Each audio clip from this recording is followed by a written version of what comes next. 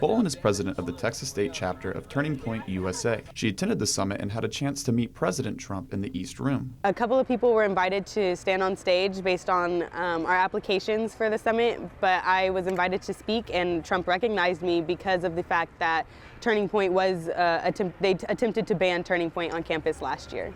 Bolin says her trip to the nation's capital for the Leadership Summit was an incredible experience, a once-in-a-lifetime opportunity. The summit as a whole was just an amazing experience, and the fact that I was able to speak on the White House, at the White House, is something that, you know, most people will never get the experience to even go to the White House, so to be able to speak at the White House was actually amazing.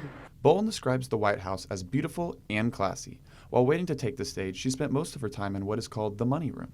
The staff were kind of telling us a little bit about the White House, and so I got to learn some interesting facts that most people would never know or anything, so that was really cool. Bolin says student leaders who attended the Black Leadership Summit set some important goals. It's important to be able to have the discussion that's about Black America in a community that's very receptive to that, and to be able to know that you have that out there is really nice, and the Black Leadership Summit just is able to bring all of that together. The most peculiar part of her White House trip, according to Kieran, a hair compliment and a kiss on the cheek from the president. For Bobcat Update, I'm Kyle Emmott.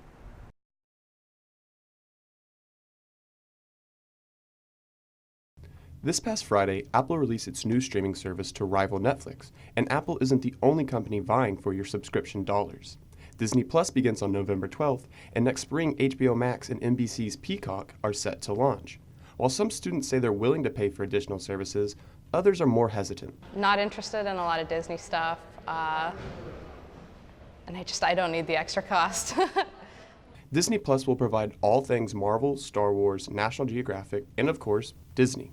Still, some students are taking a wait-and-see approach before adding to their existing subscriptions. I've thought about it, but not until I see really what's going to be on there, because right now I have Hulu and Netflix, and I feel like I have everything that I want to watch right now. The new Peacock streaming service will have the rights to popular series like The Office and Friends. Even so, don't expect Netflix to be knocked off its perch anytime soon. So I think the idea that Netflix is in trouble or that their business is going to vastly change is really kind of overhyped in a sense. While some may be hesitant to add to their list of subscription services, they're growing more accustomed to paying for multiple streams. In our personal lives, our own lives, we subscribe to multiple streaming services, and I think that people will have to do that for the content that they want. Although it might take some time to figure out which streaming service provides the most competition to Netflix, there is one thing that's certain. The streaming wars have definitely begun. For Bobcat Update, I'm Kyle Emmott.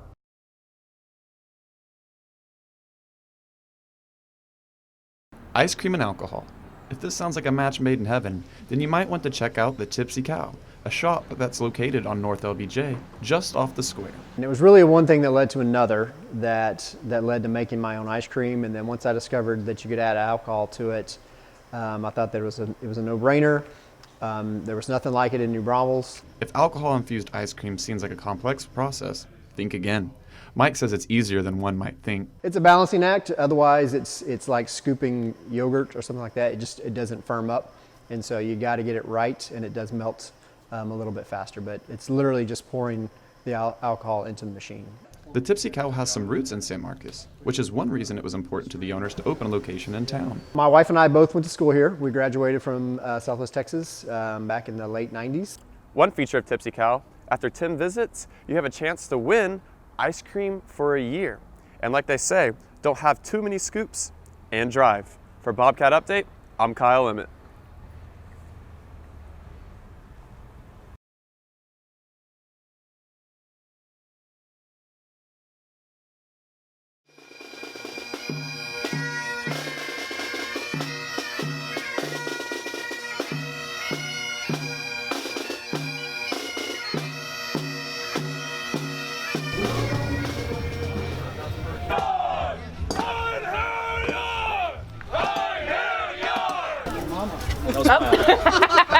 That's a good photo.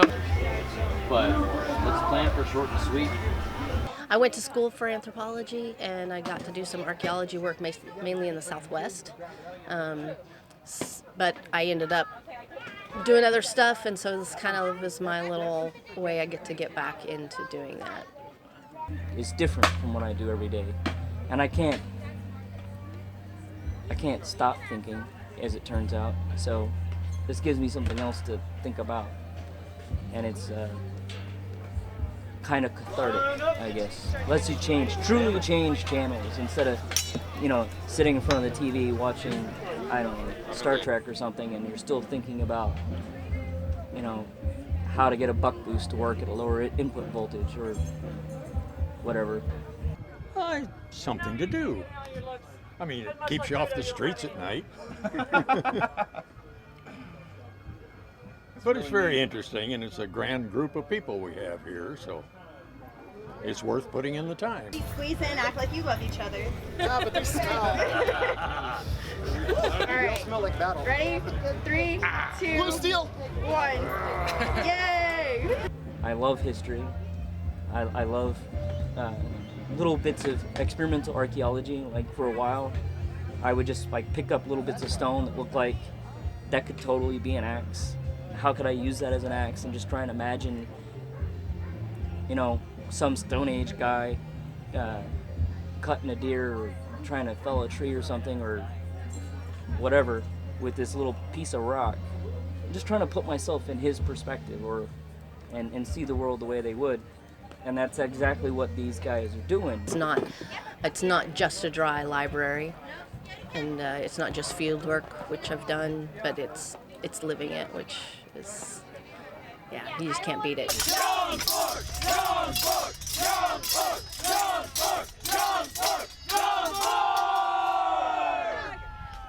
Our group is named for a mercenary group, Jomsborg. Joms Vikings were a concentrated group of warriors, but the majority of the population did it as a part-time profession. They were farmers.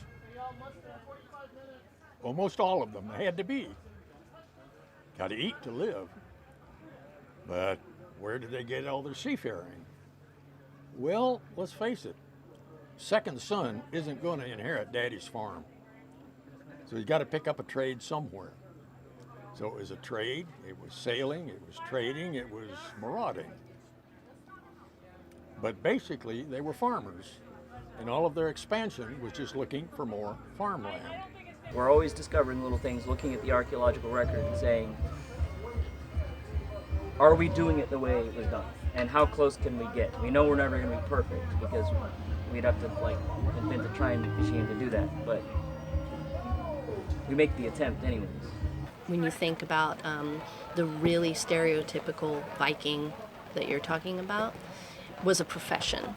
A Viking was a sea pirate, a Viking was a raider, and it was something that people took part in as a profession, but also as a part-time profession. Look at where they originated. Okay, you got spring, summer, fall, winter. That lasts a long, long time. What are you going to do? And what did they do? They worked in jewelry. They worked in wood carving. They worked in pottery. They worked at weaving and cloth and very intricate cloth designs. The crowd's doing their part. They're getting lined up. They're ready to go.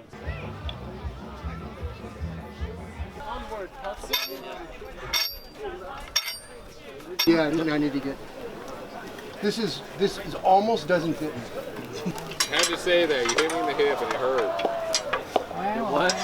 The really excellent draw to it is how specific they want to be about proper fighting and not play fighting. I mean, it really is experimental and experiential archaeology at the same time.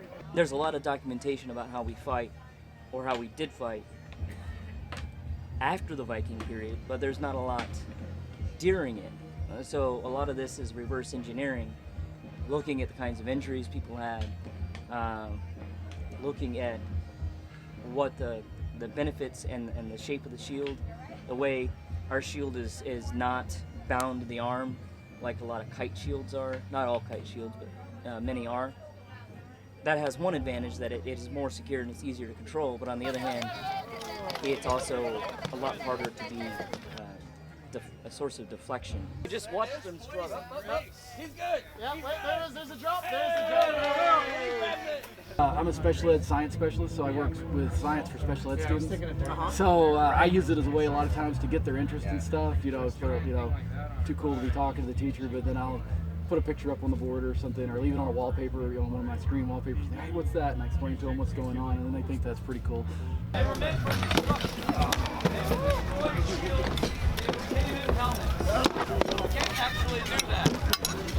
We're each other's best training partner. If it's like we've got everybody else you have to find a time to meet up with, and we can go, hey, we got a half an hour. You want to go throw down for a little while? And sure, we can. Or there was something that was covered on a Sunday training. Let's go practice that some more.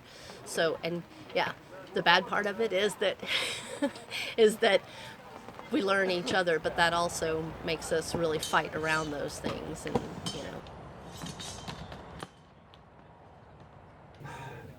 Sometimes we feel like we plateau against each other, like we're not getting any better. We've kind of got to a point where we were winning about 50-50, but at that point we were going like 50-50, and about half of them were doubles, where we both kill each other at the same time. So that's bad form. You can still fold it over on this side. Oh yeah, there we go. There. Let's do the slow leg.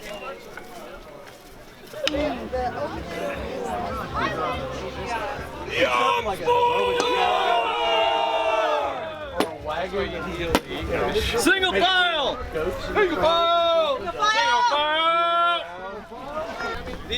Just so you guys are up to date with how we fight in the Western styles. The Western style is anything that is above the knee, nothing below the elbow, no neck, no head.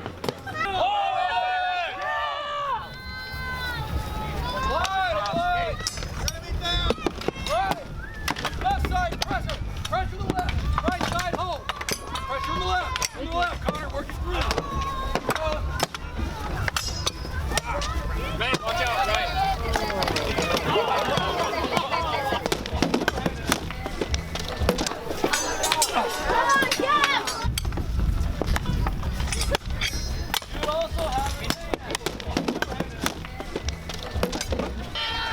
Come on, grab him again! It won't go down! Because he's holding it up!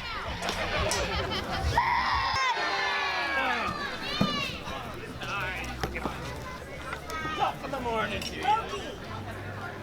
Line fights! Shoot ball! We can maybe do that thing after practice, and that might be a good water. No, that was just... Stop it. That was funny. You look so scared. Thank you. after an event like this, we always end up together eating. We always do an eat together, feast together, drink together, and that's where all those things get forgiven, worked out. You know, anytime that too much ego came onto the field. It's great. You get to travel all over the place and see all kinds of things and drink and eat things you can't even pronounce the name of, and the people are awesome.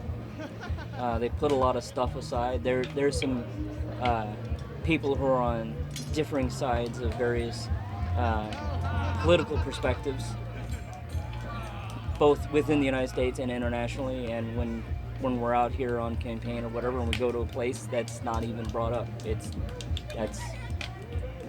It's all a single purpose. We're here to learn about how to stab a person with a sword or a spear or whatever. Yeah, it's great in that way.